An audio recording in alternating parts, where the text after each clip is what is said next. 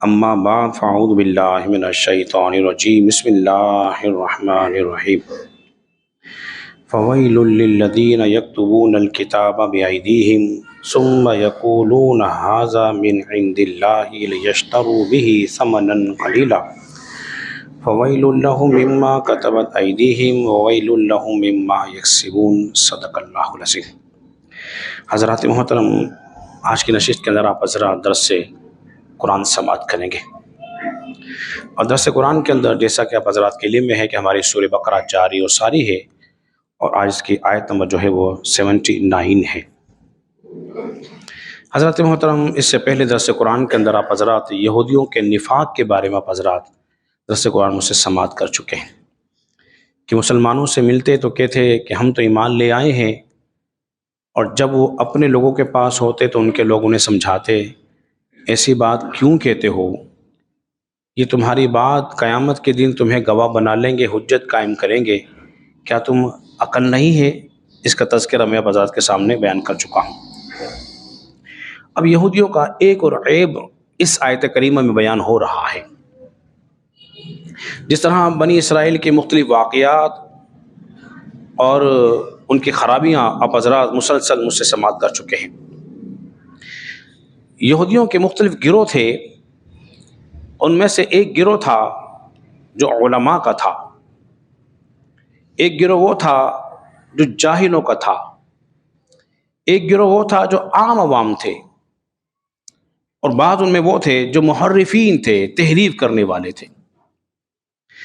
تو فرمایا فویل للذین یکتبون الکتاب بایدیہم، تو خرابی ہے ان کے لیے جو کتاب اپنے ہاتھوں سے لکھیں۔ کیا فرمایا جا رہا ہے؟ خرابی ہے ان کے لیے جو کتاب کو اپنے ہاتھ سے لکھیں۔ یہ ہاتھ سے لکھنے والے کون تھے؟ کیوں لکھی تھی؟ کیا لکھا تھا؟ کیا مٹا دیا تھا؟ لکھا ہوا کیا تھا؟ اس کا شأن نزول میں آپ کے سامنے بیان کرتا ہوں۔ جب رسول اللہ صلی اللہ علیہ وسلم ہجرت کر کے مکے سے مدینہ تشریف لائے نا، تو یہودیوں کو فکر لاحق ہوئی کہ یہ حضور تشریف لے آئے ہیں، نبی آخر زمان ہیں، ان کی صفات، ان کے اوصاف توریت میں موجود ہیں، اب تو ہماری سرداری چھن جائے گی اور ہماری روزی روٹی بند ہو جائے گی، کیونکہ لوگ ان پہ ایمان لے آئیں گے۔ جب لوگ ان پہ ایمان لے آئیں گے، ہمیں چھوڑ دیں گے، ان کا دین قبول کر لیں گے تو ہم لوگ کمزور ہو جائیں گے، اور جو لوگ ہمارے پاس ہدیے تحفے نذرائیں لے کر آتے ہیں سب کے سب کیا ہو جائیں گے؟ بولیے، بند ہو جائیں گے۔ انہیں فکر لاحق ہوئی، تو انہوں نے کیا کیا اس فکر کے اندر کہ وہ چاہتے یہ تھے کہ ہمارے جو یہ روزی روٹی ہے بند نہ ہو، لوگ ہمارے ہی ساتھ رہیں، مسلمان نہ ہو، اور دین اسلام کو عروج و ترقی نہ ملے۔ تو انہوں نے کیا کیا؟ جو نبی پاک صلی اللہ علیہ وسلم کی صفات تھی عمدہ، اس کو مٹا دیا۔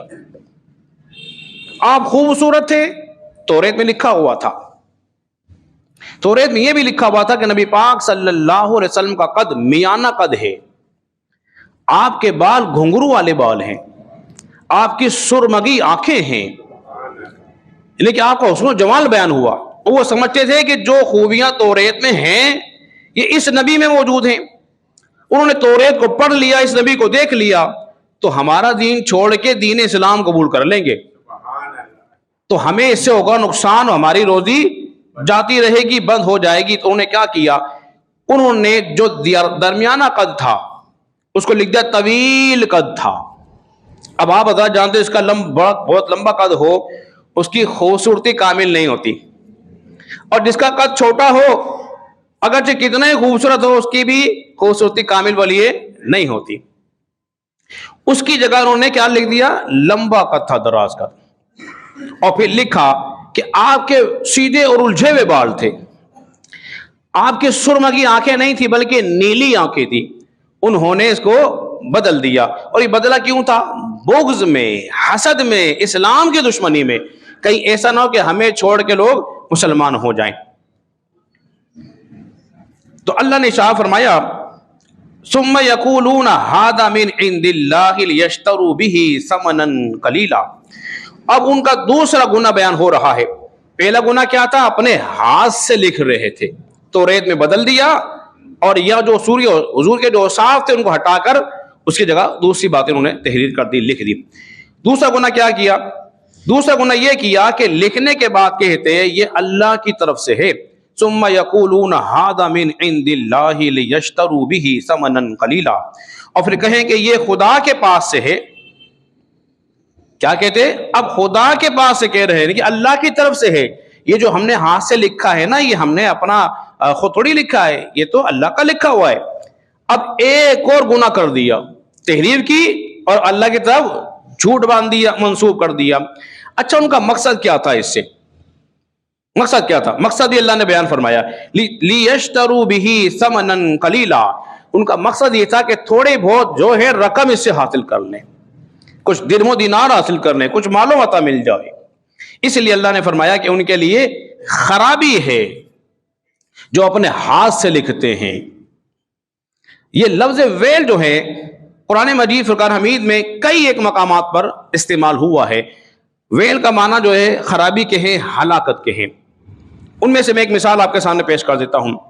فویل للمصلین الذین هم فی صلاتہم ساہون، سورہ ماؤن کے اندر موجود ہے کہ خرابی ہے ان کے لیے جو اپنی نمازوں میں سستی کرتے ہیں، وقت پر ادا نہیں کرتے، ان کے لیے بھی خرابی ہے۔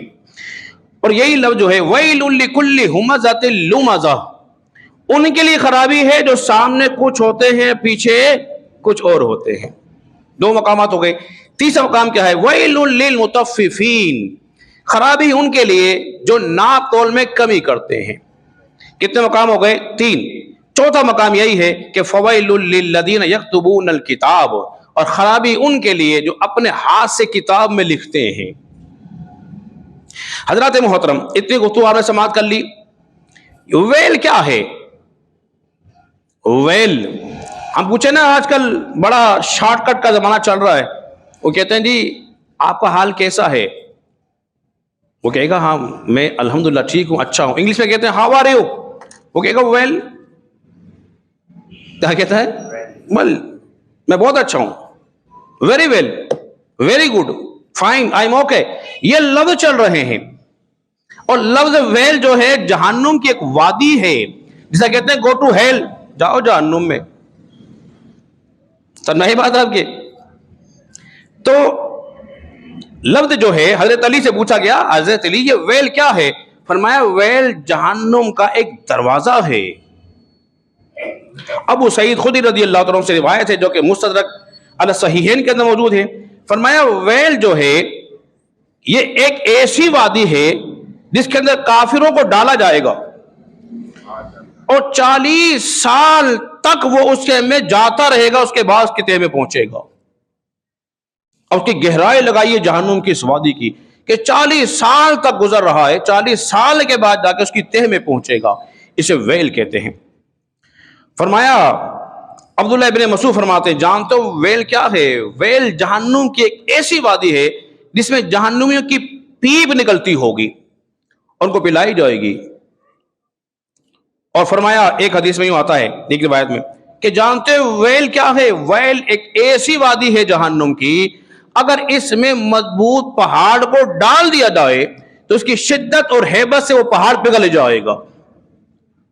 حالانکہ آپ سن چکے ہیں ثم قست قلوبکم کی تفسیر کے اندر کہ تمہارے دل پتھر سے سخت ہو گئے ہیں، حالانکہ پتھر آگ میں پگھلتا نہیں ہے، لیکن پہاڑ جو ہے ویل میں چلا جائے گا اس وادی میں تو وہ بھی بولیے اس کی ہیبت سے پگھل جائے گا۔ تو کتنی خطرناک ہے یہ وادی کہ جس کا تذکرہ قرآن مجید فرقان حمید کے اندر ہو رہا ہے۔ اور وہ 4 مقام میں نے بیان کر دیے۔ ویل میں وہی لوگ جائیں گے، ناپ تول کمی کرنے والے بھی جائیں گے، نماز میں سستی کرنے والے بھی، اور اللہ کی طرف جھوٹ باندھنے والے بھی، اور لوگوں کے سامنے تعریف کرنے والے، پیچھے سے اس کی غیبت برائی کرنے والے، ان کا ٹھکانہ بھی ویل ہوگا۔ یہ قرآن مجید فرقان حمید کے اندر موجود ہے۔ اس کے بعد ان کا ایک اور جرم جو بیان ہوا کہ وہ کیا کہتے تھے کہ یہ اللہ کی طرف سے ہے، کیونکہ وہ رشوت لے کے میں بیان کر چکا ہوں، جب کوئی امیر آدمی آتا نا تو اس کو دیکھ کے احکام بدل دیتے۔ یہ بڑا سیٹ آیا جی، میاں صاحب آئے ہیں، چودھری صاحب آئے ہیں، حاجی جی ہیں، بڑا نام والا آدمی ہے، تو جب یہ آئے ہیں چل کے تو کیوں نہ ان کو مسئلہ وہ بتا دے جو ان کی پسند کا ہے، تو اس کو ان کو لفافہ ملتا اور وہ ان کی من پسند مسئلہ بتا دیتے۔ ایک تو یہ تھا۔ اب چونکہ انہوں نے اس میں تحریف کی، جو احکام سخت تھے اس کو نرم کر دیا. فرمایا فویل لہم مما کتبت ایدیہم وویل لہم مما یکسبون، تو ان لوگوں کے لیے ان کے ہاتھوں کے لکھے ہوئے میں خرابی ہے جس کی وجہ سے ان کی ہلاکت ہے، اور ان کی کمائی کی وجہ سے بھی اس میں تباہی اور بربادی ہے. لکھنے کی وجہ سے ہلاکت ہوئی. اب جو سے کمائی حاصل کر رہے تھے چونکہ وہ بھی حرام کی تھی، اس لیے حرام کی کمائی میں بھی نجات نہیں ہے، بولیے کیا ہے؟ ہلاکت ہی ہلاکت ہے. اب انہوں نے 4 گناہ کیے اس میں ترتیب وار آپ کے سامنے بیان کر رہا ہوں. پہلا گناہ کیا کیا؟ پہلا گناہ یہ کیا تحریف کی. دوسرا گناہ کیا؟ اللہ کی طرف منسوب کیا. تیسرا اللہ پہ جھوٹ باندھا. چوتھا ان کا مقصد تھا کہ اس سے ہم کچھ نوٹ کما لیں، کچھ درہم دینار آ جائیں، کچھ مال آ جائے گا.